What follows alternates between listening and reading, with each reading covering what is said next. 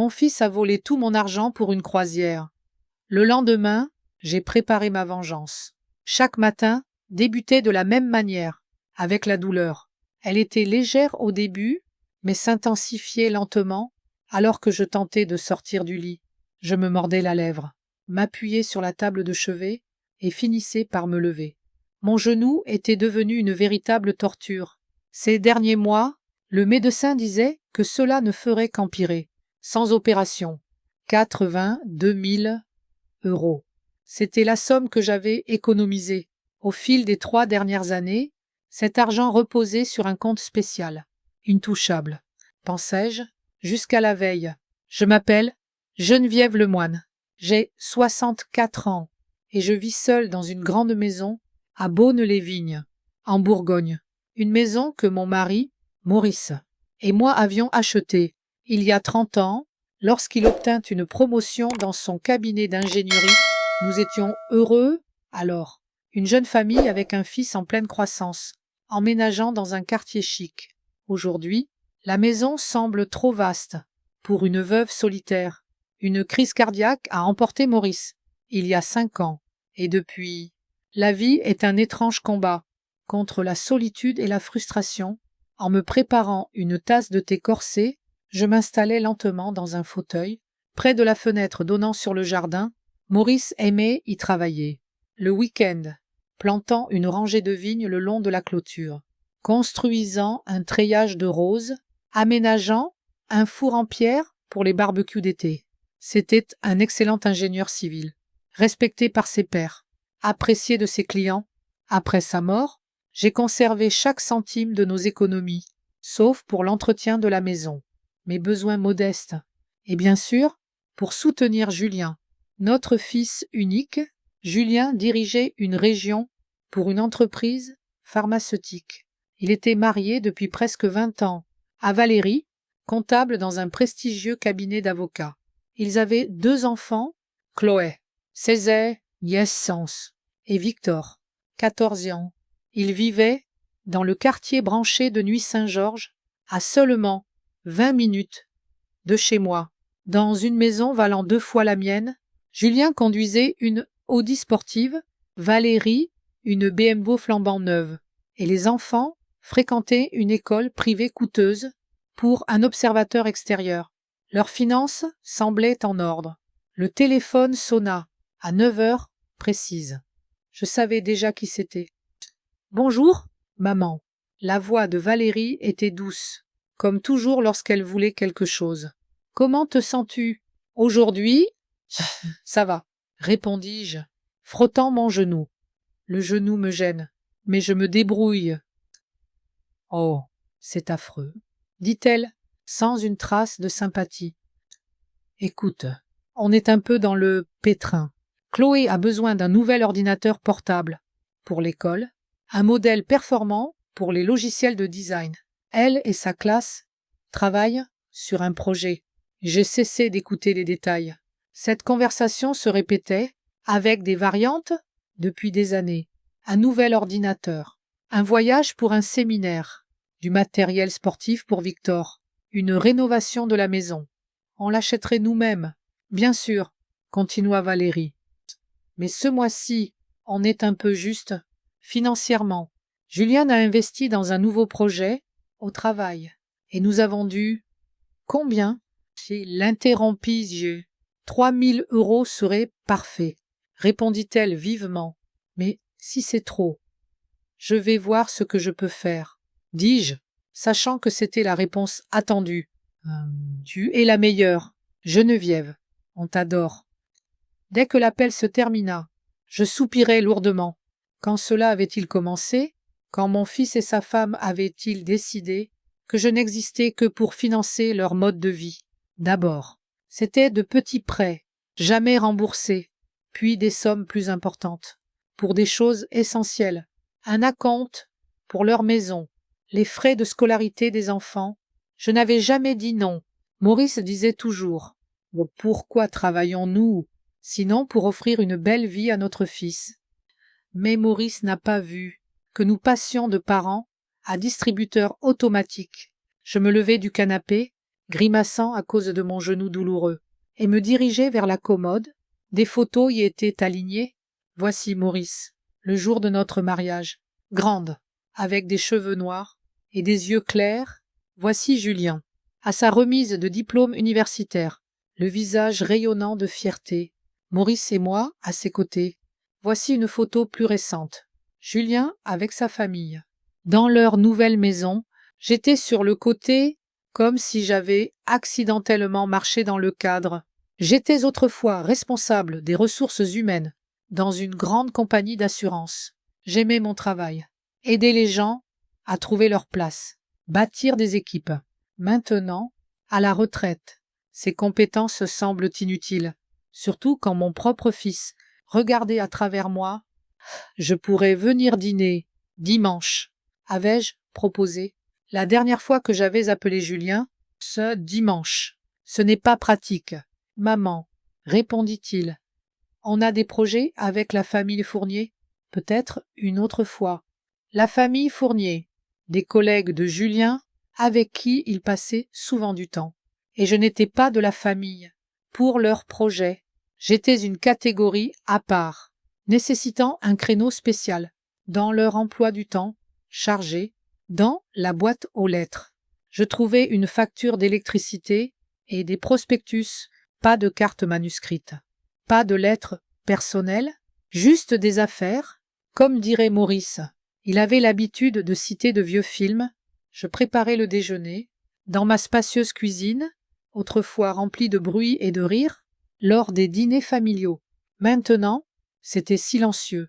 Je mangeais une salade de poulet, accompagnée d'eau citronnée. Le médecin avait insisté sur un régime.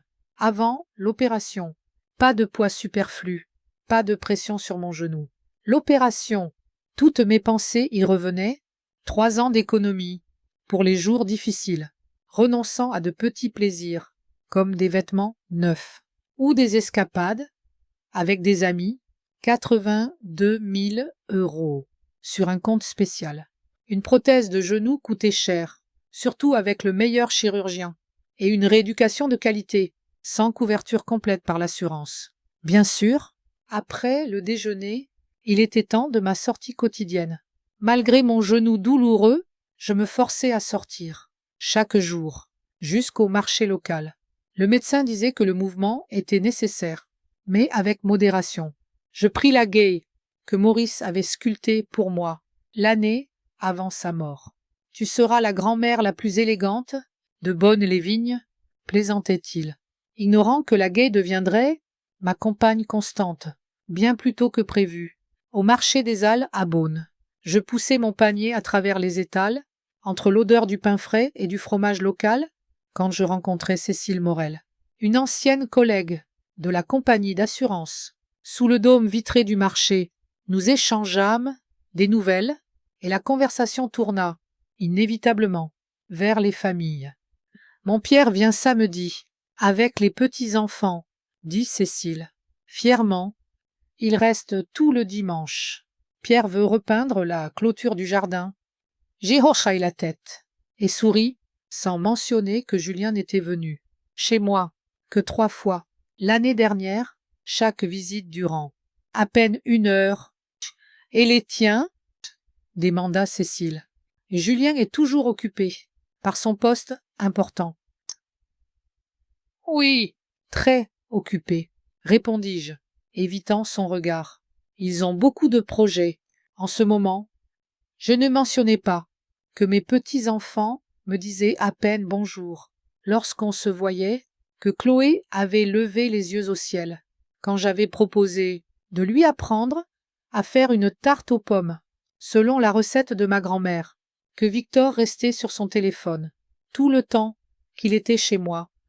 Ils sont si occupés, les enfants modernes, dit Cécile, comme si elle lisait mes pensées. Ils ne sont pas comme à notre époque. Oui, très différents, acquiesçai-je. En rentrant, je réalisai que j'avais oublié de vérifier mes courriels. Du matin, j'allumai l'ordinateur, une autre chose que j'avais dû apprendre. Depuis la mort de Maurice, il était passionné par la technologie et les finances, Pas besoin de te remplir la tête avec ça, chérie, disait-il. Je l'avais laissé prendre les choses en main. Et ensuite, je me retrouvais seule, presque démunie. Face au monde moderne, j'avais dû apprendre. Rapidement, j'étais maintenant plutôt douée avec l'ordinateur, capable de vérifier mes courriels, consulter mes comptes bancaires, même utiliser les réseaux sociaux pour suivre mon fils et mes petits-enfants, car ils ne me racontaient pas grand-chose directement. J'ouvris l'application bancaire pour voir combien d'argent je pouvais allouer sans risque pour un nouvel ordinateur. Pour Chloé, j'accédais à la page du compte spécial et me figeais. Au lieu de 82 000 €, le compte affichait seulement 1 783 € et 20 centimes. Il devait y avoir une erreur. Je rafraîchis la page, les chiffres n'avaient pas changé. Je vérifiais l'historique des transactions. Il y a 3 jours, 80 000 € avaient été retirés du compte. Le bénéficiaire était Julien Lemoine. Le monde, autour de moi, se mit à tourner. Je m'agrippai au bord du bureau, essayant de reprendre mon souffle. C'était impossible. Julien ne pouvait pas, il savait que cet argent était pour mon opération, savait combien de temps il m'avait fallu pour le réunir, savait que sans l'opération, je ne pourrais bientôt plus marcher. Mais les chiffres sur l'écran ne mentaient pas. 80 000 €. Involé, avec des doigts tremblants, je composai le numéro de Julien. Il ne répondit pas, bien sûr qu'il ne répondit pas. J'appelai Valérie, pas de réponse. Non plus. Que se passait-il? Il répondait toujours quand ils avaient besoin de quelque chose. J'appelai la banque, contenant à peine la panique dans ma voix. C'était un retrait bancaire en ligne. Madame Lemoine, expliqua l'employé. Chut, il a été effectué. Avec votre identifiant et votre mot de passe. Le bénéficiaire est Julien Lemoine, votre représentant autorisé à la banque. Oui, j'avais fait de Julien mon représentant autorisé après la mort de Maurice, au cas où quelque chose m'arriverait, mais je ne lui avais jamais donné mes mots de passe bancaire, bien qu'il m'ait aidé à configurer un nouveau téléphone. Une fois, ce devait être. À ce moment-là, puis-je annuler le transfert des mandailles, connaissant déjà la réponse? Malheureusement, non. Madame Lemoine, dites l'employé, le transfert a été autorisé depuis votre compte et le bénéficiaire a déjà retiré l'argent. J'ai remercié l'employé et raccroché, ressentant une vague, non seulement de peur, mais de colère. Mon genou pulsait de douleur, comme pour me rappeler la trahison. Mon fils, ma chair et mon sang avaient volé l'argent. Pour mon opération, qu'est-ce qui pouvait être si importante pour qu'il ose faire cela? L'écran de l'ordinateur affichait toujours l'application bancaire. 80 000 € disparus, avec mon espoir d'une vie sans douleur, avec les dernières illusions que j'étais autre chose qu'une source de financement pour Julien. Je regardais la photo de nous tous devant leur nouvelle maison. J'étais sur le côté comme une étrangère. Peut-être était-ce ainsi. Peut-être étais-je depuis longtemps une étrangère dans la vie de mon fils. Je dormis à peine cette nuit-là. Chaque fois que je fermais les yeux, je voyais les chiffres sur l'écran. 1 783 € et 20 centimes au lieu de 82 000. La douleur dans mon genou s'intensifiait comme en rythme avec mon anxiété. Au matin, je décidai que je devais parler à Julien en personne, entendre son explication. Peut-être y avait-il une terrible erreur ou une urgence qu'il n'avait pas eue. Le temps de me dire, après une nuit blanche, je me levai, plus tôt que d'habitude, pris un antidouleur et commençait à appeler Julien. D'abord sur son portable, pas de réponse. Puis sur le téléphone fixe, toujours pas de réponse. Je composais le numéro de son bureau et la réceptionniste, avec une voix parfaite, me dit « Oui, mais le moine a pris quelques jours de congé pour des raisons personnelles. Donc, il était vraiment indisponible. Mais pourquoi et où? Je trouvais le numéro de Valérie, bien que je l'appelasse rarement directement. Geneviève. La voix de Valérie semblait surprise et un peu méfiante. Quelque chose ne va pas. J'ai besoin de parler à Julien, dis-je, essayant de garder une voix stable. C'est urgent. Une pause trop longue. Il ne peut pas venir au téléphone. Maintenant, répondit-elle enfin. Il est occupé. Occupé à quoi? Ma voix devint plus tranchante. Geneviève, écoute. Sa voix s'adoucit, presque mielleuse.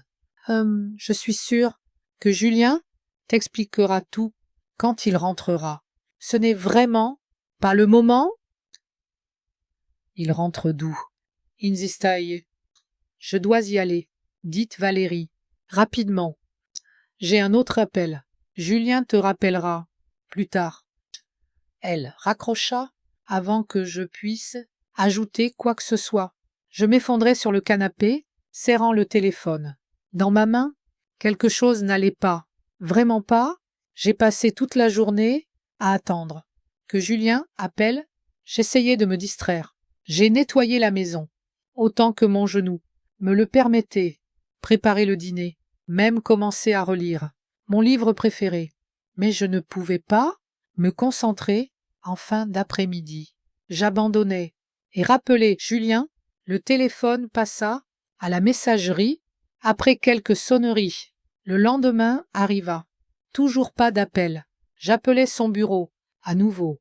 Et cette fois, la réceptionniste confirma qui aime. Le moine était en vacances jusqu'à la fin de la semaine. 5 jours. Il avait pris 5 jours de vacances et ne m'avait rien dit. À midi, le 3e jour, après avoir découvert la disparition de l'argent, je décidai que je ne pouvais plus attendre, malgré la douleur dans mon genou. Je m'habillai, prise Magaille et hélai un taxi pour aller chez Julien. Le chauffeur était un homme d'âge moyen, silencieux, ce qui me convenait. Je n'avais pas envie de parler. La maison de Julien et Valérie semblait vide quand le taxi s'arrêta devant. Je payai le chauffeur et, m'appuyant sur Magaye, marchai lentement jusqu'à la porte. La sonnette resta sans réponse. Je frappai, puis appelai. Silence. Vous cherchez les Lemoine, lança une voix. Depuis la propriété voisine, un homme âgé arrosait les fleurs. Ils sont partis. Il y a quelques jours, ils ont dit qu'ils ne rentreraient pas avant mardi prochain. Savez-vous où ils sont allés? Démandailleux. En vacances, quelque part. L'homme haussa les épaules. Valérie a parlé d'île. Ça semblait loin. J'ai le remercié et hélé un autre taxi. Des îles, loin. 80 000 €. En rentrant chez moi, je m'effondrai lourdement sur le canapé, massant mon genou. Il me faisait plus mal que d'habitude. Après ce voyage inutile, j'aurais dû prendre des antidouleurs. Mais d'abord, je décidai de rappeler Julien. Même résultat, messagerie. Je jetai le téléphone sur le canapé et allumai l'ordinateur. Peut-être devais-je vérifier les réseaux sociaux. Julien postait rarement, lui-même, mais Valérie était une utilisatrice active de Facebook et Instagram, surtout quand elle voulait se vanter auprès de ses amis. Connexion, mot de passe, et me voilà. Sur la page de Valérie, elle n'avait rien publié. De nouveau, ces derniers jours, mais parmi ses amis, se trouvait sa jeune sœur, Camille, qui taguait souvent Valérie, dans ses publications. J'allais sur la page de Camille et me figeais. Posté hier une photo avec la légende. Ma sœur et mon beau-frère profitent de vacances bien méritées aux Maldives, un peu jalouses de ce paradis. Sur la photo, Valérie et Julien, souriantes, bronzées, portant des lunettes de soleil, se tenaient devant un fond d'eau turquoise et de sable blanc. Julien tenait un cocktail avec une petite ombrelle. Il semblait totalement insouciant. Les Maldives, l'une des destinations les plus chères au monde. C'est là que mon fils était allé avec mes 80 000 € destinés à l'opération. Je sentis la nausée monter dans ma gorge. Mes mains tremblaient si fortes que je faillis laisser tomber la souris. C'était au-delà de tout ce que j'avais pu imaginer.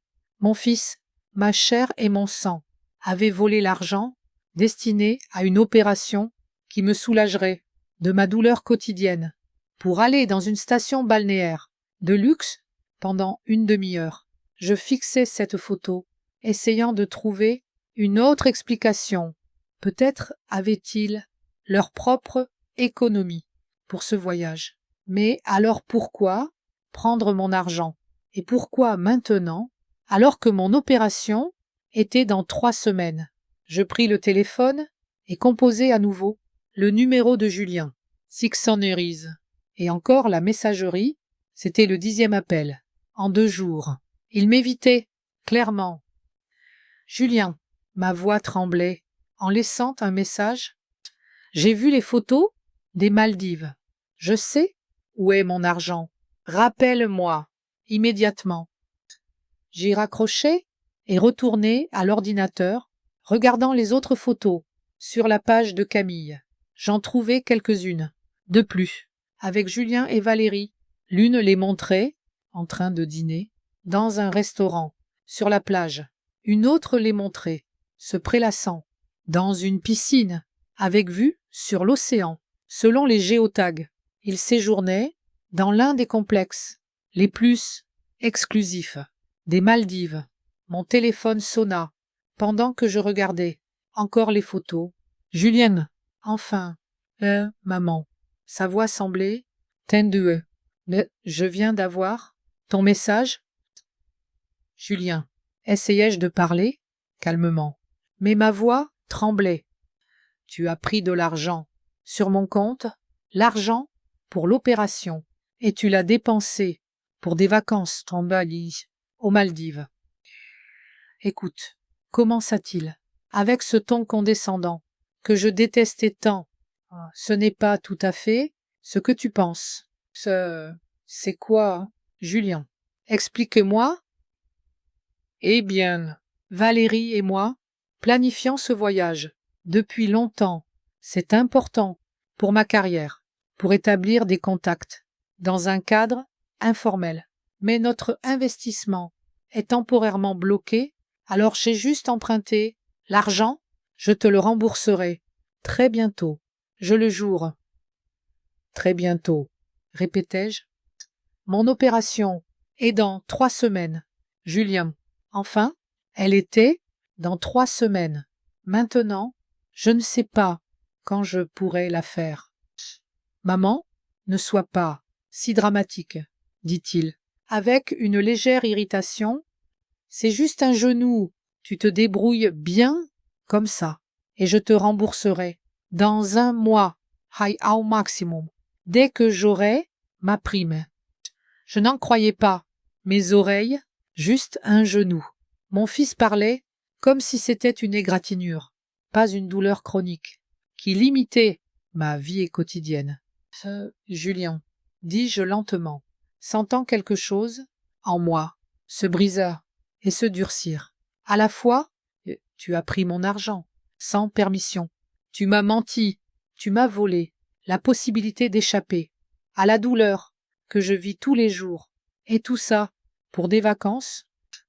Maman, tu ne comprends pas. Sa voix devint encore plus irritée. Et ce n'est pas juste des vacances, C'est un investissement dans mon avenir. C'est un investissement dans l'avenir de notre famille. Après tout, si j'obtiens une promotion, tout le monde en profite, y compris toi. J'ai fermé les yeux. Le choc laissait place, lentement, à une colère froide, cristalline, comme je n'en avais jamais ressenti. Donc, tu penses que tu as le droit de gérer mon argent, parce que ça bénéficiera, ultimement, à la famille, demanda Yeux. Eh bien, oui, répondit Julien, comme si c'était évident. Si on est une famille, et de toute façon, ce n'est que de l'argent. J'ai dit que je te rembourserai. Et quand vas-tu me rembourser, Julien? Une date précise. Je ne peux pas te donner une date précise, maman. Il commençait à perdre patience. Mais bientôt, très bientôt. Donc, tu as volé mon argent, sans plan concret, pour le rembourser.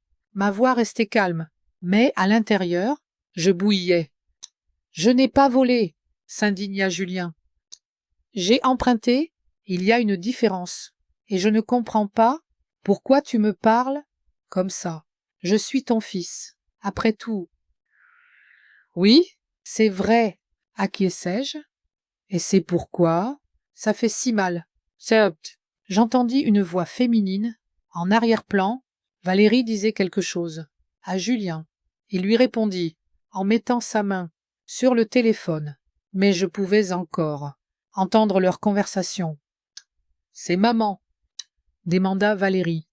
« Elle est toujours fâchée pour l'argent. » Oui, répondit Julien.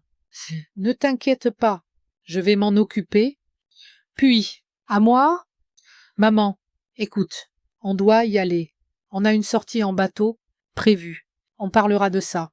Quand on rentrera, je te promets que tout ira bien. » J'avais l'impression de parler à un étranger, pas à l'homme que j'avais élevé, celui qui me tenait la main quand il apprenait à marcher, qui pleurait sur mon épaule. Quand sa première petite amie l'avait quitté, qui jurait de prendre soin de moi quand Maurice est mort. Bien sûr, Julien, dis-je enfin, profite de ta sortie. J'ai raccroché et resté longtemps à fixer l'écran éteint du téléphone. Je me sentais trahi à un niveau fondamental, comme si tout ce que je croyais de ma famille s'était révélé être un mensonge. Mais je ne pouvais plus me permettre le luxe de la foi aveugle. Julien avait clairement dit qu'il n'était pas pressé de rendre l'argent. Et je réalisais que même s'il le faisait dans 1 ou 2 mois, comme il l'avait promis, ce serait trop tard pour mon opération prévue. Je devrais reprendre rendez-vous avec le chirurgien, attendre quelques mois, endurer la douleur. Je pris mon téléphone et appelai ma banque. Cette fois, je ne voulais pas parler à un opérateur, mais à mon conseiller bancaire, personnel, Madame Lemoine, Alain Dubois, avec qui je travaillais depuis plusieurs années, Miss Aloua. Que puis-je faire pour vous? Ah, maman, Dubois, j'ai une situation délicate, commençai-je. Mon fils a accès à plusieurs de mes cartes de crédit en tant que personne autorisée. Je veux geler 16 cartes immédiatement. Je comprends, répondit-il. Après une courte pause, puis-je demander la raison? J'expliquai brièvement la situation, essayant de garder un ton professionnel, bien que je bouillais de colère et de ressentiment à l'intérieur. Je suis désolé d'entendre cela, Madame Lemoine, dit Alain, et je pouvais vraiment entendre la sympathie dans sa voix. Bien sûr, nous pouvons geler les cartes. Je recommande également de changer tous vos mots de passe bancaires en ligne et de configurer une authentification à 2 facteurs. Pendant l'heure suivante, Alain et moi travaillâmes à sécuriser mes comptes. Je gelai 3 cartes de crédit auxquelles Julien avait accès. Ce n'étaient pas les principales, Je les utilisais rarement, mais elles étaient liées à mon compte et avaient payé de nombreuses dépenses de Julien au fil des années. Je changeais les mots de passe, installais de nouvelles mesures de sécurité, même le mot de passe pour la banque par téléphone. Y a-t-il autre chose que je puisse faire pour récupérer ces 80 000 euros? Demandai-je enfin. Alain soupira. Malheureusement, Madame Lemoine, si le transport a été autorisé depuis votre compte et que l'argent a déjà été dépensé, la banque ne peut pas intervenir. C'est considéré comme un différend familial, pas une fraude, au sens légal. La seule voie serait une action civile contre votre fils. Mais je réalise que c'est une option compliquée. J'ai remercié Alain pour son aide et mis fin à l'appel. Une action civile contre mon propre fils. Il y a une semaine, cette idée m'aurait semblé absurde. Maintenant, je n'en étais plus si sûr. Après avoir parlé à la banque, je me sentis étrangement soulagé. C'était comme si je reprenais le contrôle. Pour la première fois, depuis longtemps, même si je ne pouvais pas récupérer l'argent, au moins j'avais empêché d'autres vols. Et ce n'était que le premier pas. Je retournai à l'ordinateur et rouvris la page avec les photos de Julien et Valérie. Aux Maldives, ils semblaient si insouciants, si heureux, profitant de vacances luxueuses, à mes frais, tandis que je restais chez moi, avec un genou douloureux, ne sachant pas quand je pourrais, maintenant, me faire opérer. Je fermai la page et éteignis l'ordinateur. Quelque chose, en moi, avait changé en ces quelques jours. La douleur de la trahison et le choc laissaient place à une détermination froide. Julien avait franchi une ligne qu'il n'aurait pas dû franchir, et pour la première fois de ma vie, j'étais prête à lui faire affronter les conséquences de ses actes. 2 jours passèrent dans un calme étrange. Je passais mon temps à réfléchir à mes options pour gérer la situation. L'argent pour l'opération était parti, la confiance en mon fils était brisée, la douleur dans mon genou empirait chaque jour, me rappelant que je ne pourrais pas avoir l'opération comme prévu. J'appelai la clinique pour annuler la procédure programmée et j'entendis un réel regret dans la voix de la coordinatrice. « Nous pourrons vous mettre sur la liste d'attente, Madame Lemoine, dit-elle, mais je crains que le prochain rendez-vous avec le docteur Martin ne soit pas avant 4 mois. 4 mois, 120 jours de douleur supplémentaire, 120 jours de mobilité limitée. Je remerciai la coordinatrice et me mis sur la liste d'attente, bien que je ne sois pas sûr de pouvoir réunir la somme nécessaire d'ici là. L'appel téléphonique arriva en fin d'après-midi, alors que je me préparais. Une tasse de thé, le numéro de Julien s'afficha sur l'écran. Je pris une profonde inspiration, rassemblant mes pensées, et répondis « Qu'as-tu fait ?» Sa voix semblait lutter pour contenir. Ça rageait. « Bonsoir, Julien, » dis-je calmement.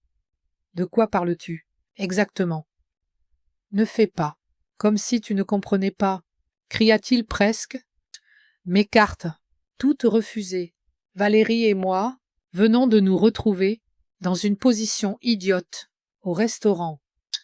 Donc, il avait essayé de payer avec une des cartes liées à mon compte, et bien sûr, elle avait été refusée. « Oh, ça !» dis-je, sur le même ton posé. « Ah, oui, j'ai gelé toutes les cartes auxquelles tu avais accès. » Es-tu devenue folle? Julien n'en croyait pas ses oreilles. Comment as-tu pu faire ça? Sais-tu à quoi ça ressemblait? On dînait avec des gens importants dont dépend ma promotion. J'entendis la voix de Valérie en arrière-plan. Elle disait quelque chose à Julien, mais je ne pouvais pas distinguer les mots. « Attends, dit-il, pas à moi, mais à elle. Je vais la mettre sur haut-parleur. » Il y eut un clic, et maintenant, je les entendais, tous les deux, beaucoup plus clairement. Ils étaient, apparemment, dans leur chambre d'hôtel. Et Geneviève, la voix de Valérie, semblait agacée. « Tu dois débloquer ces cartes immédiatement. Te rends-tu compte qu'on est ici, de l'autre côté du monde, et qu'on a un montant limité d'argent liquide? Ce sont mes cartes. Et mon argent, Valérie, dis-je. Et Julien sait parfaitement que c'était pour les urgences, pas pour payer. Des dîners dans des restaurants chics. Maman, ça suffit, intervint Julien. Tu agis comme une enfant. C'est une petite vengeance mesquine, parce que j'ai pris l'argent des vacances. Pris l'argent, répétai-je. Tu veux dire que tu as volé l'argent destiné à mon opération. Chut, tu recommences, soupira Julien, avec une lassitude théâtrale. Je t'ai dit que je te rembourserai. C'est juste de l'argent. Juste de l'argent? Je commençais à perdre mon sang-froid. C'est de l'argent que j'ai économisé pendant 3 ans en me privant de tout pour me débarrasser de cette douleur constante. Et tu appelles ça juste de l'argent? Geneviève, intervint Valérie, avec ce ton spécial qu'on utilise avec les enfants capricieux ou les personnes âgées, pas tout à fait dans leur état normal. Nous comprenons que tu es contrarié, mais bloquer les cartes, c'est un peu trop. On est dans une situation délicate. En ce moment, une situation délicate. Faillis-je rire? Et ma situation? À moi, je ne peux pas avoir l'opération qui me soulagerait de ma douleur quotidienne parce que mon propre fils a décidé qu'une croisière aux Maldives est plus importante. Mon Dieu, maman, explosa Julien. Tout ce à quoi tu penses, c'est toi et ma carrière. Cette croisière est une opportunité de parler à des gens qui peuvent m'aider à obtenir une promotion. Tu penses que c'est facile pour nous de maintenir une maison, de payer l'école des enfants, de maintenir un certain niveau de vie? Je n'en croyais pas. Mes oreilles. Julien, qui gagnait plusieurs fois mon salaire, même dans mes meilleures années, parlait, comme s'il avait du mal à joindre les deux bouts. Ah, Julien, tu as un salaire à 6 chiffres, lui rappelai-je. Le salaire de Valérie est aussi très bon, vous n'êtes pas pauvre. Tu ne comprends rien à la vie moderne, intervint Valérie. Tout coûte cher. De nos jours, l'école des enfants, une maison dans un bon quartier, des voitures dont on n'a pas honte, devant ses collègues, et une croisière aux Maldives pour 80 000 €. Oui, et une croisière, dis-je, le sarcasme dans ma voix, passant inaperçu. Pour Valérie, sais-tu combien ça coûte de maintenir un certain style de vie? Aujourd'hui, il faut avoir l'air prospère pour réussir. Et c'est pourquoi vous avez volé l'argent pour mon opération. Personne n'a rien volé, s'énerva de nouveau Julien. Je t'ai dit que je te rembourserai. Pourquoi es-tu si têtu? Pourquoi ne peux-tu pas simplement attendre? Parce que mon opération était prévue dans 2 semaines, Julien, dis-je, et maintenant, je pourrais l'avoir dans 4 mois. Au mieux, c'est 4 mois de douleur. Mon Dieu, maman, la voix de Julien semblait franchement agacée. C'est juste un genou. Tu dramatisais toujours tout. Ces mots me frappèrent plus fort que je ne l'attendais. Juste un genou. Pour lui, ma douleur quotidienne était insignifiante, ne valait pas la peine d'être mentionnée, quelque chose à reporter, pour une croisière. dans une station exotique. Tu sais quoi? Julien, dis-je, et ma voix devint soudain ferme.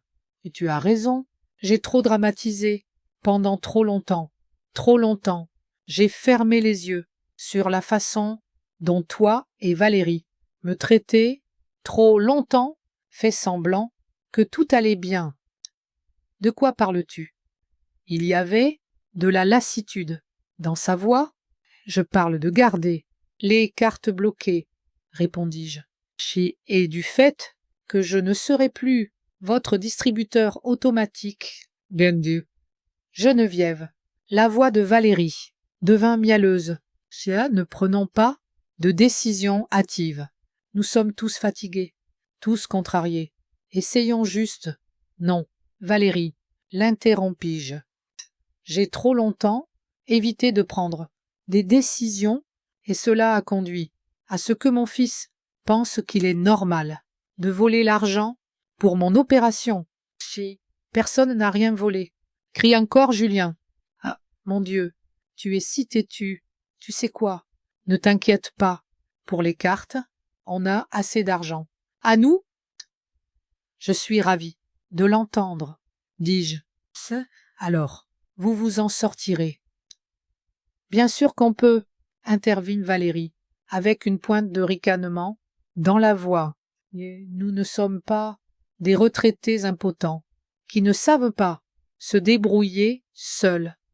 Ces mots me frappèrent, comme une gifle, une retraitée impotente. Voilà ce qu'il pensait de moi. Et tu sais quoi? Geneviève, continua Valérie, sentant probablement qu'elle m'avait blessée. Il est temps que tu apprennes à partager tes économies, tant qu'elles nous sont encore utiles. Après tout, à qui mieux? Laisser de l'argent qu'à la famille, ou comptes-tu l'emporter dans la tombe? J'entendis Julien rire doucement.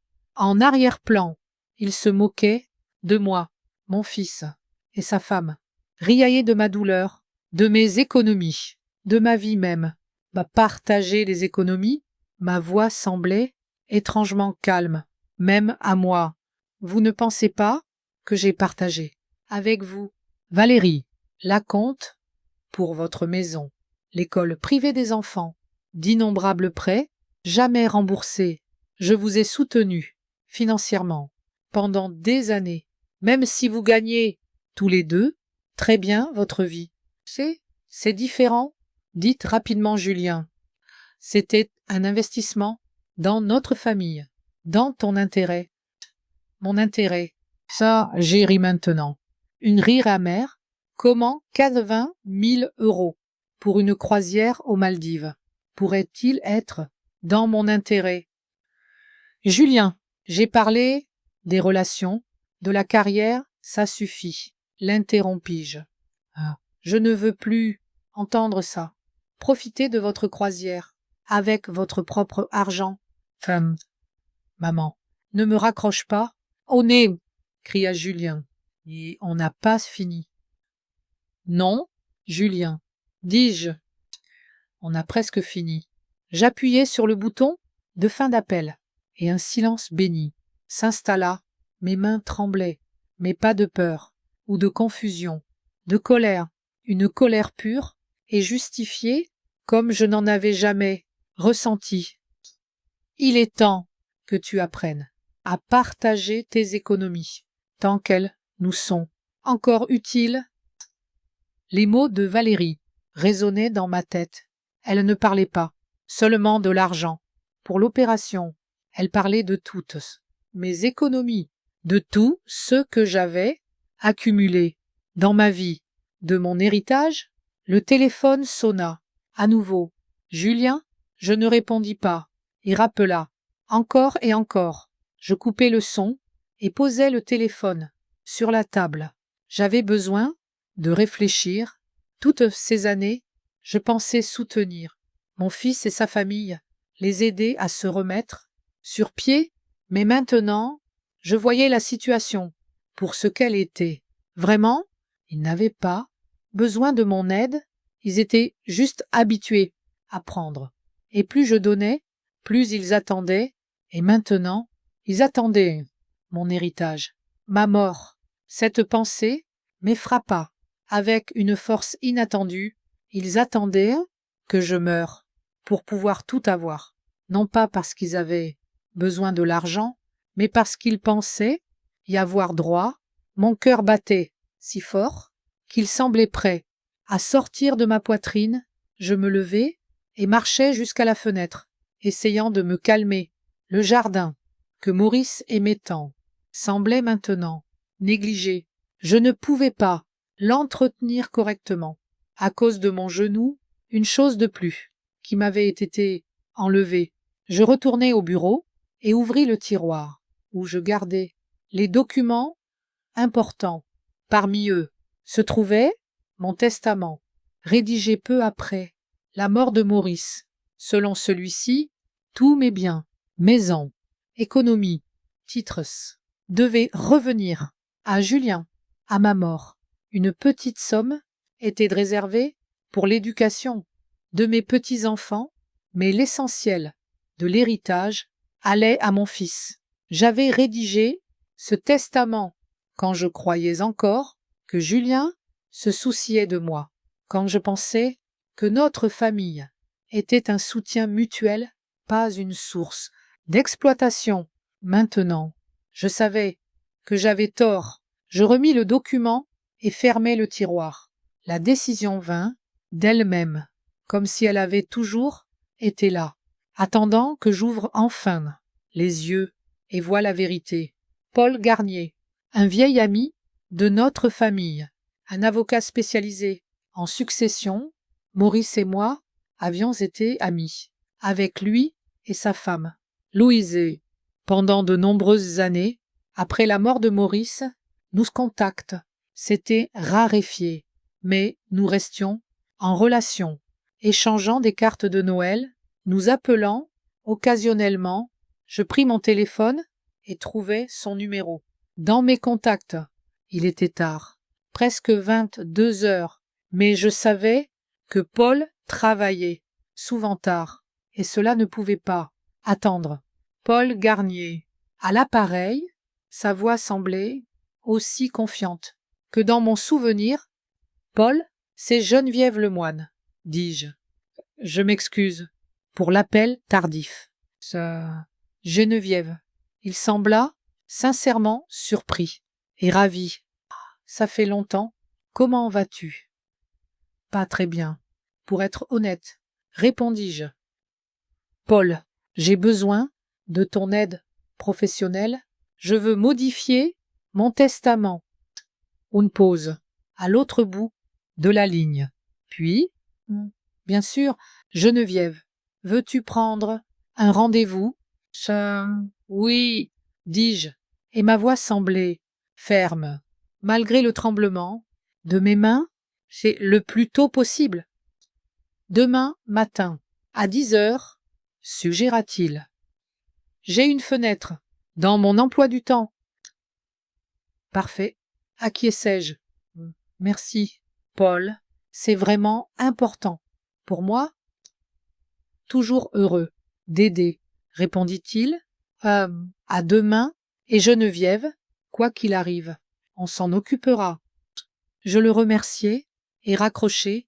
Un étrange calme m'envahit. Pour la première fois depuis longtemps, je me sentais en contrôle, que je prenais des décisions dans mon propre intérêt, pas par un faux sens du devoir envers des gens qui avaient cessé de me respecter depuis longtemps. Julien et Valérie avaient clairement montré ce qu'ils attendaient de moi, que je ne sois qu'une source d'argent, qu'ils se moquent de moi. Dans mon dos, pensant que je suis une retraitée impotente qui doit partager ses économies, eh bien, demain, je commencerai à partager, mais pas comme ils l'attendent. Le bureau de Paul Garnier était situé dans un élégant bâtiment au centre de Meursault. Malgré l'heure matinale, une jeune femme aux cheveux soignés était déjà à la réception et elle m'accueillit avec un sourire. Madame Lemoine, Garnia vous attend. Permettez-moi de vous accompagner. Je la suivis dans le couloir, les murs ornés de diplômes et de certificats. Mon genou me faisait mal. Après une nuit blanche, mais je marchais, avec assurance, m'appuyant sur ma guée. Paul se lève de son bureau. Dès que j'entrais, les années ne l'avaient pas beaucoup changé. Les mêmes yeux perspicaces, maintenant encadrés, de rides plus profondes, la même posture droite. Seuls ses cheveux avaient grisonné. Geneviève, il sourit chaleureusement, me serrant la main. Ça fait si longtemps que on ne s'est pas vu. Assieds-toi, je t'en prie. J'ai m'installé dans le fauteuil en cuir, confortable, en face de son bureau pour Sand Maggie, à côté de moi. Le genou, demanda-t-il, remarquant mon inconfort. Oui, Hoch Aige. J'étais censé me faire opérer dans 2 semaines, mais les circonstances ont changé. Paul hocha la tête sans approfondir. C'était une des qualités que Maurice et moi avions toujours appréciées chez lui, sa capacité à ne pas poser trop de questions. Donc, tu veux modifier ton testament? Alla-t-il droit au but. La version actuelle a été rédigée il y a 5 ans, juste après la mort de Maurice. C'est ça. Oui, confirmai-je. Et je veux le réviser complètement. Nous passâmes l'heure suivante à discuter des détails. Je lui expliquai que je voulais exclure Julien de l'héritage. À la place, l'essentiel de mes biens devait servir à créer un fonds de bourse pour les étudiants en médecine. J'ai toujours cru en l'éducation, dis-je, et je veux que mon argent aide de ceux qui sont vraiment dévoués à aider les autres. Paul écouta attentivement, prenant des notes. Et tes petits-enfants? Demanda-t-il. Chloé et Victor, c'est ça. Oui. Hoch Aige. Je veux leur laisser 20% de mes économies, mais à condition qu'ils n'aient accès à cet argent qu'à 25 ans. C'est une solution raisonnable, acquiesça Paul. Beaucoup de gens incluant de telles clauses pour que les héritiers aient le temps de mûrir et d'utiliser l'argent judicieusement. Et il y a une autre condition, ajoutai-je. Julien et Valérie ne doivent avoir aucun accès à cet argent. Pas de gestion du trust au nom des enfants. Chez eux, Paul me regarda plus attentivement. Geneviève, je ne vais pas demander ce qui s'est passé entre toi et Julien, dit-il prudemment, mais en tant que ton avocat et l'ami, je dois m'assurer que tu prends cette décision de manière réfléchie. Des changements comme ceux-ci peuvent provoquer de sérieux conflits familiaux. Je lui racontais la version courte de l'histoire, l'argent pour l'opération, les Maldives, l'appel téléphonique où Julien et Valérie avaient révélé leurs vrais sentiments envers moi. Je comprends, hocha Paul, gravement, quand j'eus fini. Je suis désolé d'entendre ça. Maurice serait bouleversé. La mention de mon mari déclencha une vague d'émotion en moi. Que dirait-il s'il savait ce que son fils m'avait fait? Maurice avait toujours gâté Julien, peut-être trop, mais même lui n'aurait pas toléré une telle trahison. Et nous pouvons faire comme tu le souhaites, continua Paul. Mais il y a quelques points à discuter. D'abord, Julien pourrait contester le testament. Après ta mort, dans de tels cas, les enfants gagnent parfois, surtout s'ils peuvent prouver que le parent a changé le testament, sous stress ou dans un état où il ne pouvait pas prendre de décision rationnelle. Je suis saine d'esprit et de bon jugement, dis-je fermement, et je suis prête à passer n'importe quel examen pour le prouver. Bien, Hocha Paul. Nous inclurons un rapport indépendant d'un psychiatre avec le testament. Cela renforcera notre position. Deuxièmement, le fonds de bourse. Il faut choisir une institution pour l'administrer.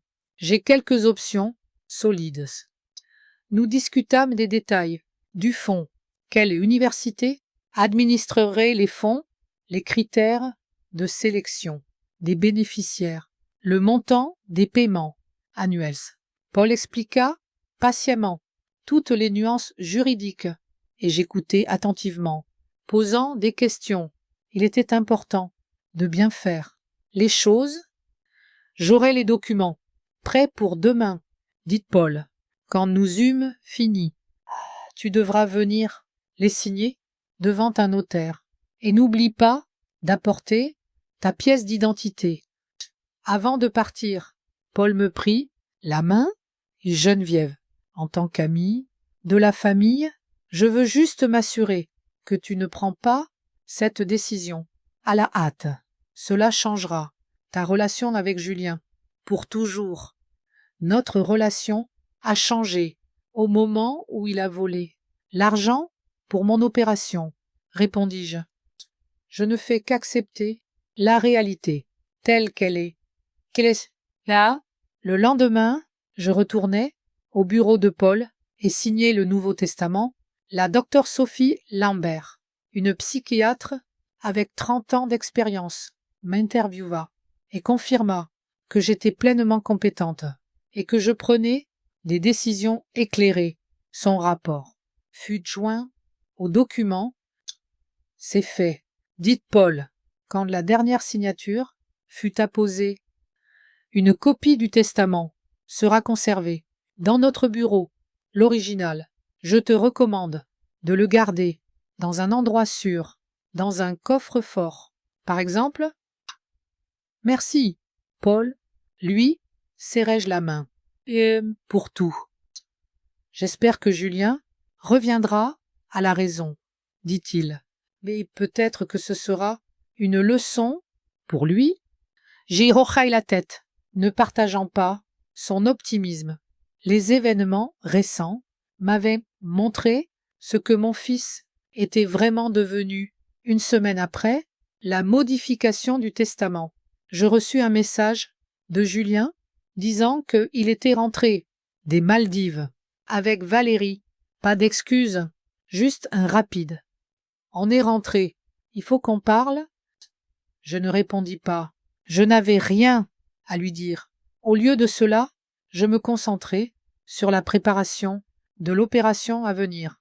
Le conseiller financier m'aida à établir un nouveau plan d'épargne. Je pourrais réunir la somme nécessaire. Dans 1 an, si j'étais très économe, cela signifiait 12 mois de douleur supplémentaires, mais au moins, j'avais un objectif. Julien commença à appeler 2 jours après leur retour, rarement au début, puis de plus en plus, je ne répondais pas, puis vinrent les messages, d'abord exigeants, puis menaçants, enfin presque suppliants. Je les lisais, mais ne répondais pas.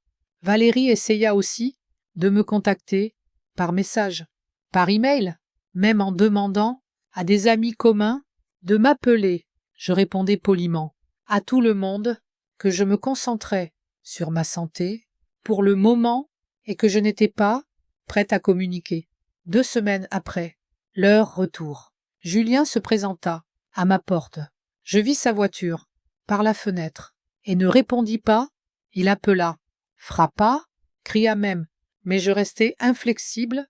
Enfin, il partit, laissant une note, me demandant de le rappeler. 3 jours plus tard, en rentrant du magasin, je trouvai Julien assis sur les marches de mon porcher. Il n'avait pas bonne mine, un costume froissé, des cernes sous les yeux. « Maman !» Il se leva. En me voyant, « Il faut qu'on parle. » Je passai devant lui, jusqu'à la porte, et sortis mes clés. « Maman, s'il te plaît ?» Il semblait désespéré. « Je sais que ce que j'ai fait était mal, Parlons. C'est tout. Je m'arrêtai, puis me tournai vers lui. D'accord. Julien. Parlons. Nous entrâmes dans la maison. Je lui proposai du thé, mais il refusa. Maman, commença-t-il, s'asseyant en face de moi, dans le salon. Je comprends que tu sois en colère. Pour l'argent, ce que j'ai fait était stupide, mais je te rembourserai, je le jure. On m'a promis une prime le prochain trimestre, et la première chose que je ferai, c'est te donner ces 80 000 € avec intérêt. Ça n'a pas d'importance. Julien, dis-je calmement. Comment ça? Pas d'importance. Il semblait sincèrement surpris. Tu allais te faire opérer. Je vais réparer ça. Je te promets. Ce n'est pas une question d'argent, dis-je, et c'est que tu m'as montré ce que je suis. Pour toi, une source de financement, pas une mère, pas une personne, respectée et aimée. Ce n'est pas vrai, objecta-t-il. Bien sûr que je tiens à toi. J'ai juste fait une erreur. Une erreur. C'est quand tu rends mal la monnaie. Au magasin, dis-je, tu as délibérément volé l'argent mis de côté pour l'opération, sachant à quel point j'en avais besoin, et ensuite tu l'as dépensé pour une croisière. Et quand j'ai essayé de t'en parler, toi et Valérie, vous êtes moqués de moi. Oh, Julien baissa les yeux. On ne se moquait pas, c'était un malentendu, et nous regrettons, tous les deux, cette conversation. Vous le regrettez, parce que j'ai bloqué les cartes des mandailles, ou parce que vous avez réalisé que ce que vous avez fait était mal. Il ne répondit pas, et cela était plus éloquent que n'importe quel mot. Julien, j'ai changé mon testament, dis-je enfin. Quoi? Il leva les yeux vers moi. Que veux-tu dire? Je t'ai déshérité, dis-je, ma voix toujours calme. La majeure partie de mes biens ira à la création d'un fonds de bourse. Pour les étudiants en médecine, Chloé et Victor recevront chacune 20% de mes économies, mais pas avant leurs 25 ans. Julien me regarda, comme si je parlais une langue inconnue. Son visage pâlit, ses lèvres s'ouvrirent, mais il ne fit aucun son. Tu ne peux pas, dit-il enfin. Tu ne peux pas faire ça. Je l'ai déjà fait, répondis-je. Les documents sont signés, notariés, juridiquement irréprochables. Mais ce n'est pas juste. Sa voix monta. À cause d'une seule erreur. Tu me déshérites. Moi, ton fils unique. Pas à cause d'une seule erreur. Julien, secoua-je la tête. C'est à cause des années où tu m'as traité comme un distributeur automatique, à cause du manque de respect que tu m'as montré, à cause de la manière dont tu as appris à tes enfants à m'ignorer les Maldives. C'était juste la goutte d'eau. C'est Valérie, n'est-ce pas? Demanda-t-il soudain. Elle a toujours mal parlé de toi, c'est son influence. Ne rejetez pas la faute, dis-je fermement. Tu es un homme adulte, et tu prends tes propres décisions. Et c'est toi qui as pris l'argent sur mon compte. Et Julien se leva et commença à faire les 100 pas. Dans la pièce, son visage n'était plus pâle. Maintenant, il était rouge, de colère. Tu ne peux pas faire ça, répéta-t-il.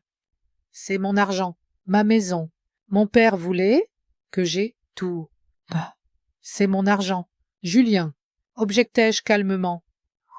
Et ma maison.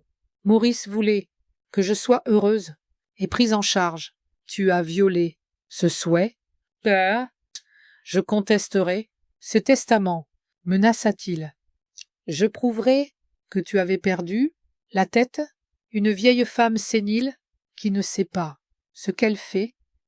Je ne laissais pas Ces mots me blessaient, bien qu'ils fussent comme un couteau dans mon cœur. Le testament inclut un rapport psychiatrique indépendant sur ma capacité, dis-je. Mais tu peux essayer, bien sûr. Tout le regrettera, siffla Julien. Je vais faire un procès, je dirai à tout le monde. Quelle femme égoïste et cruelle. Tu es vraiment que tu ne m'as jamais aimé, que tu ne t'es jamais soucié de ta famille. Ces mots me frappèrent. Enfin, je sentis les larmes monter à mes yeux, mais je les retins. Julien, dis-je doucement, je t'ai aimé dès l'instant où j'ai su que tu existais. Je t'ai aimé quand tu faisais tes premiers pas, quand tu es allé à l'école, à l'université. Je t'ai aimé quand tu as épousé Valérie, quand tes enfants sont nés. Je t'ai aimé quand je t'ai donné de l'argent pour la maison, pour l'école des enfants, pour toutes ces urgences dont tu me parlais. Je t'ai aimé même quand tu as volé l'argent pour mon opération. Je marquai une pause, le regardant droit dans les yeux.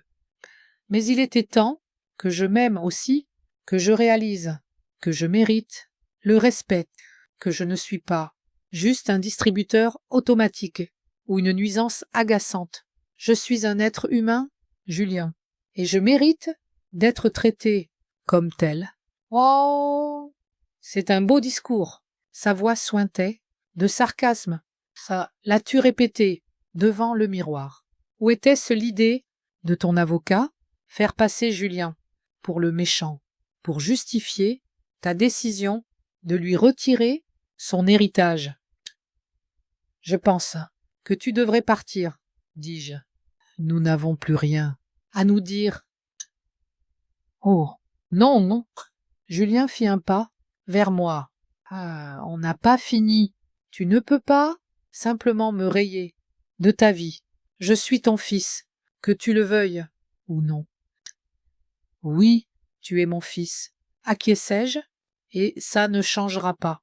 Mais la relation entre nous, c'est quelque chose qu'on crée par nos actions, et tes actions nous ont conduits ici. Tout ça, c'est à cause de l'argent, n'est-ce pas? Ricana-t-il amèrement.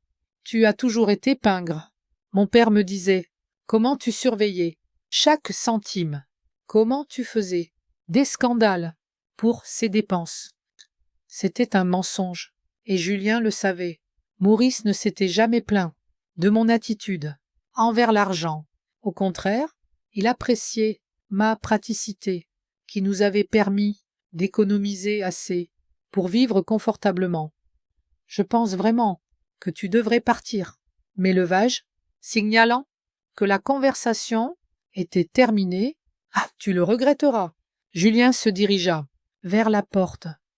Quand tu seras toute seule, sans famille, sans soutien, quand tu auras besoin d'aide et qu'il n'y aura personne pour toi. Je regrette déjà, dis-je doucement, de ne pas avoir vu la vérité plus tôt. Il se tourna brusquement dans l'embrasure de la porte. Ce n'est pas fini, menaça-t-il. Je ne vais pas laisser une école de médecine prendre ce qui me revient de droit. Tu entendras parler de mon avocat. Sourd ces mots, il sortit, claquant la porte, si forte que les vitres tremblèrent. Je m'effondrai lentement sur le canapé, sentant mes genoux. Tremble. L'adrénaline s'évanouissait, me laissant vide et fatigué. Je l'avais fait, j'avais dit la vérité. À mon fils, je m'étais protégé. Mais alors, pourquoi cela faisait-il si mal? Je regardais les photos sur la commode. Julien bébé, souriant d'un sourire, sans dents. Julien adolescent, avec son premier vélo. Julien diplômé de l'université, fier et plein d'espoir. Où et quand le garçon que j'aimais de tout mon cœur s'était-il transformé en un homme capable de voler l'argent pour l'opération de sa propre mère?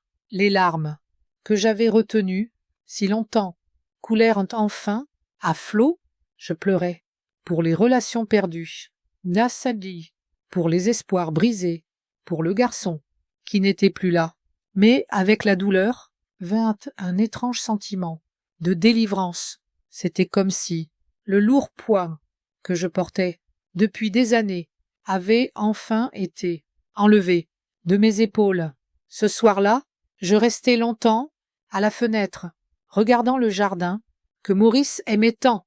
Pour la première fois depuis des années, je me sentais vraiment moi-même, pas une mère, pas une veuve, pas une grand-mère, juste Geneviève Lemoine, une femme qui méritait respect et dignité.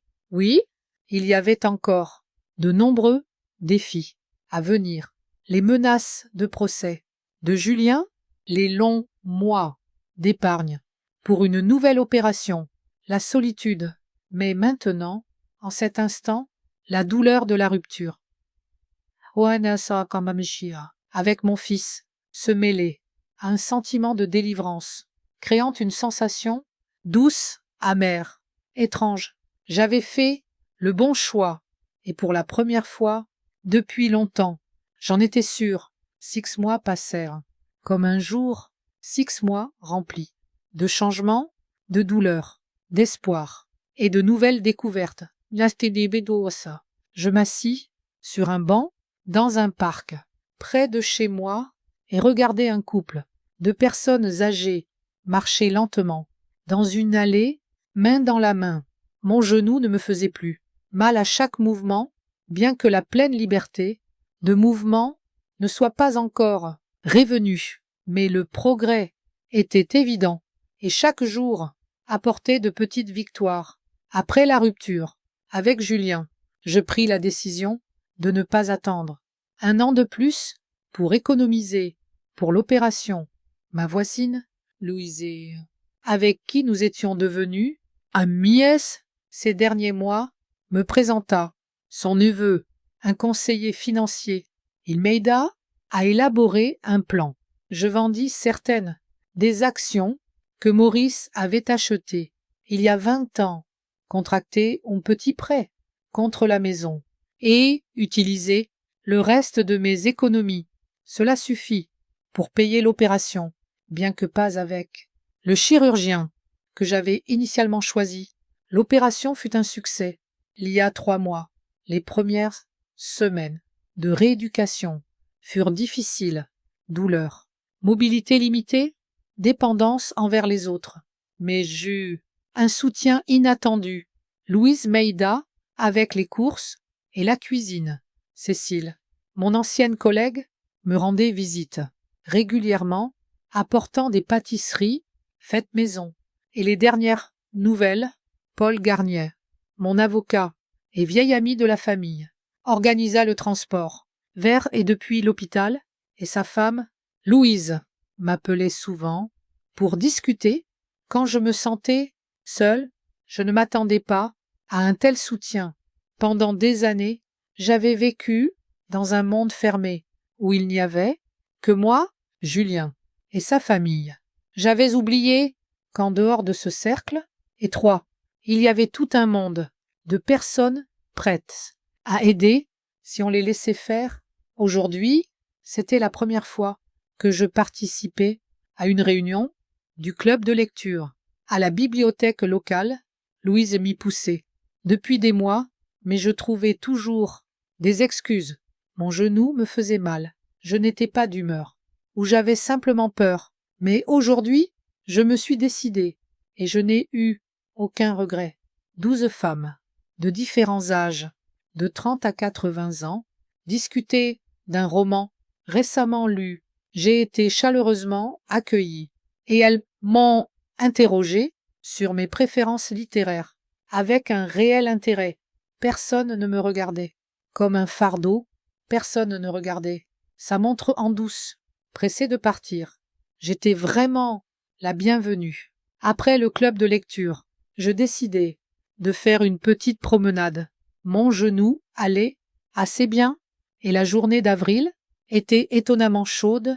J'atteignis le parc et m'assis sur un banc, savourant le soleil, et un nouveau sentiment de liberté J'essayais de ne pas penser à Julien.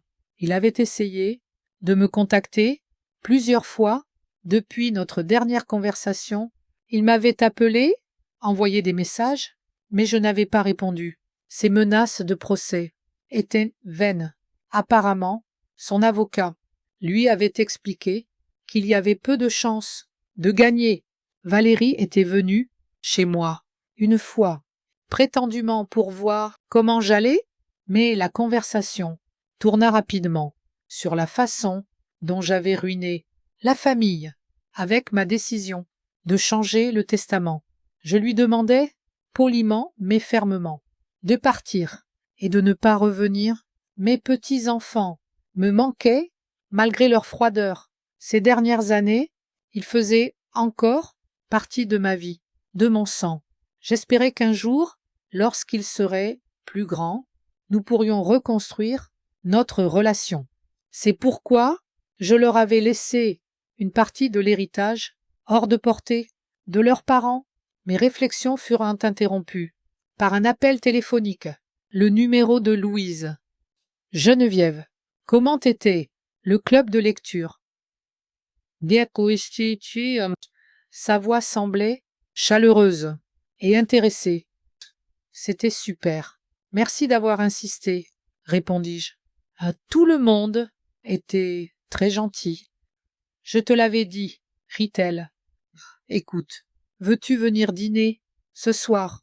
Rien d'extraordinaire, juste des pâtes et du vin. Mon frère André sera là, tu te souviens? Je t'ai parlé de lui. Il est récemment veuf aussi. J'hésitais, les interactions sociales étaient encore difficiles pour moi, mais je m'étais promis de ne plus me cacher derrière les murs de ma maison. Avec plaisir, dis-je. À quelle heure dois-je être là? 7 heures serait parfait, prévint Louise.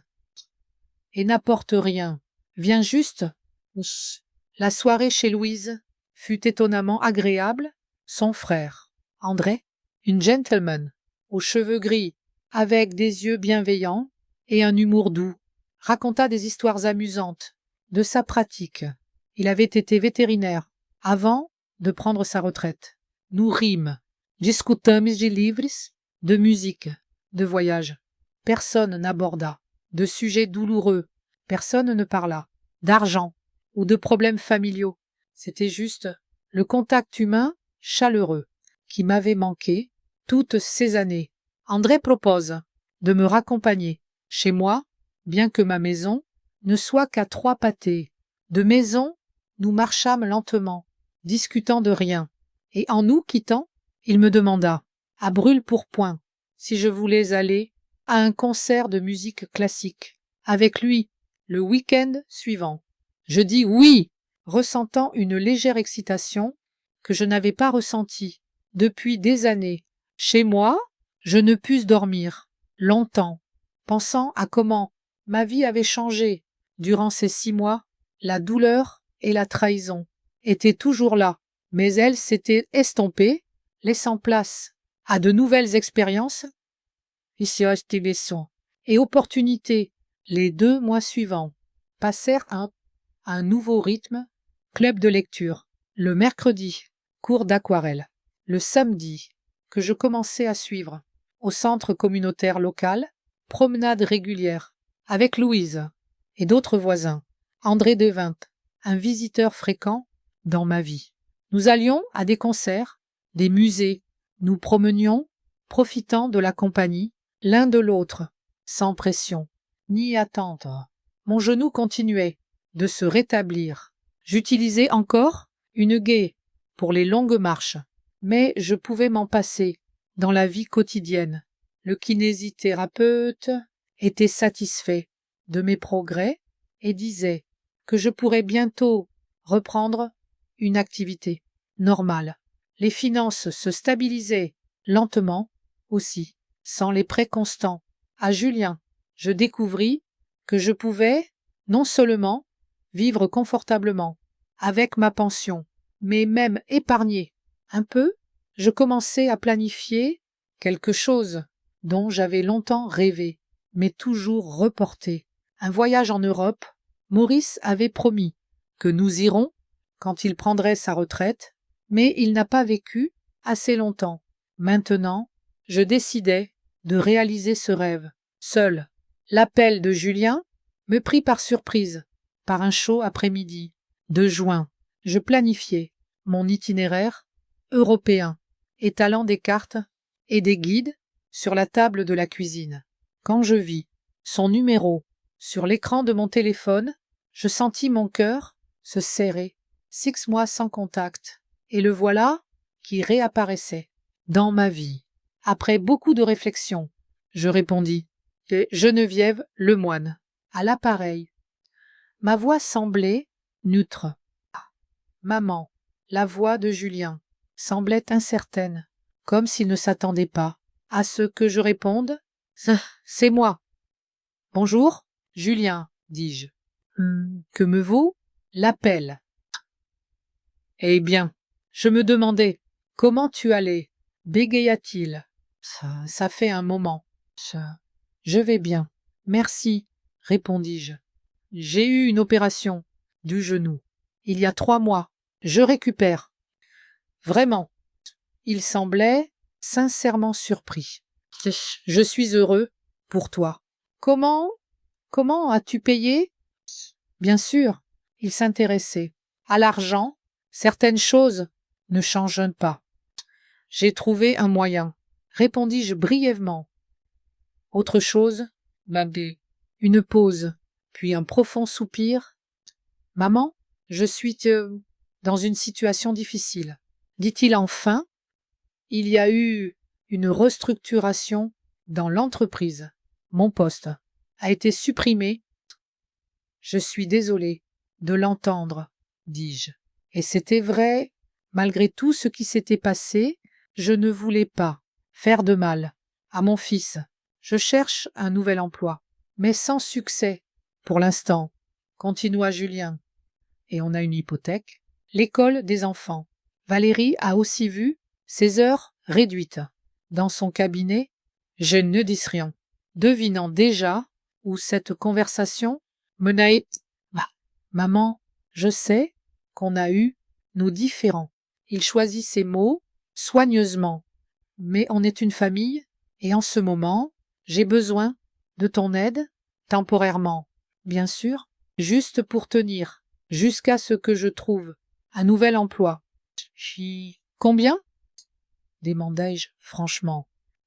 30 000 € seraient idéaux, répondit-il rapidement. Mais je comprends, si tu ne peux pas faire autant, 20 aiderait beaucoup aussi. J'ai fermé les yeux. Il y a 6 mois, j'aurais déjà cherché à lui virer l'argent. J'aurais mis mes propres besoins de côté, abandonné mes projets, juste pour aider mon fils. Mais cette croisière aux Maldives a tout changé. Non, Julian, dis-je calmement. Je ne te donnerai pas d'argent. Quoi? Il ne s'attendait clairement pas à un refus. Mais, maman, c'est sérieux. On n'a pas d'argent pour payer les factures. Vous avez une maison qui vaut 2 fois la mienne, lui rappelai-je. 2 voitures haut de gamme, une adhésion à un club de campagne. Si vous ne pouvez vraiment pas payer vos factures, commencez par vendre ce que vous pouvez vous permettre. Tu ne comprends pas, dit-il, avec une touche de désespoir dans la voix. Oh, on ne peut pas simplement vendre la maison ou les voitures. Qu'est-ce que les gens vont penser? Comment vais-je trouver un nouvel emploi si j'ai l'air d'un perdant? Comment vas-tu trouver un nouvel emploi si tu attends que ta mère retraitée règle tes problèmes financiers? Demandai-je. Ce n'est pas juste. Il semblait offensé. Maintenant, j'ai présenté mes excuses pour l'histoire de l'argent. J'ai admis que ce que j'ai fait était mal. Que veux-tu de plus? Je veux que tu prennes la responsabilité de ta vie. Julien, dis-je, tu as 42 ans, tu as une éducation, une expérience professionnelle, des relations. Trouver un moyen de résoudre tes problèmes, toi-même, au lieu de te tourner vers ta mère retraitée. C'est comme ça que tu vois ta famille maintenant. Sa voix devint froide. Tu nous tournes le dos quand on est en difficulté. Non, Julien, essayai-je de rester calme. C'est comme ça que je traite des adultes qui doivent assumer la responsabilité de leurs décisions. Tu choisis de vivre au-dessus de tes moyens. C'est ton choix, mais je ne vais plus soutenir ce choix avec mon argent. Tu le regretteras, menaça-t-il, quand on perdra notre maison, quand les enfants devront quitter leur école, quand on sera à la rue. Tu te sentiras coupable pour le reste de ta vie. Julien, dis-je fatigué, vous ne finirez pas à la rue, vous avez des options, vendre la maison et acheter quelque chose de plus modeste, vendre une de vos voitures, envoyer vos enfants dans une bonne école publique au lieu d'une privée. Ce n'est pas la fin du monde, c'est juste un changement de mode de vie. Tu as changé, hein, dit-il amèrement. Tu n'aurais jamais fait ça avant? Oui, j'ai changé, acquiesçai-je, et c'est pour le mieux. J'espère que tu changeras aussi, Julien, pour toi et ta famille. Je mis fin à la conversation, ressentant un étrange mélange de tristesse et de soulagement. Tristesse que ma relation avec mon fils ne serait probablement plus jamais la même, et soulagement d'avoir pu rester fidèle à moi-même, à mes limites, et à ma nouvelle compréhension de ma propre valeur. Une semaine plus tard, j'appris par des connaissances communes que Julien avait vendu une des voitures et que Valérie avait pris un emploi à temps plein dans un nouveau cabinet. Il s'en sortait, comme je le soupçonnais. Ils n'avaient pas besoin de mon aide. Ils étaient juste habitués à compter dessus. La préparation de mon voyage en Europe occupait tout mon temps et mes pensées. Je m'inscrivis à un cours d'italien de base, étudiai des cartes et des guides et traçai un itinéraire. Rome, Florence, Venise, puis Paris, et peut-être Londres. 3 semaines d'immersion totale dans l'art, l'histoire, la culture. Le rêve que Maurice et moi avions reporté si longtemps devenait enfin réalité. André proposa de m'accompagner, mais je déclinai poliment. Notre relation évoluait lentement, et j'aimais ce rythme tranquille, mais je voulais faire ce premier voyage en Europe.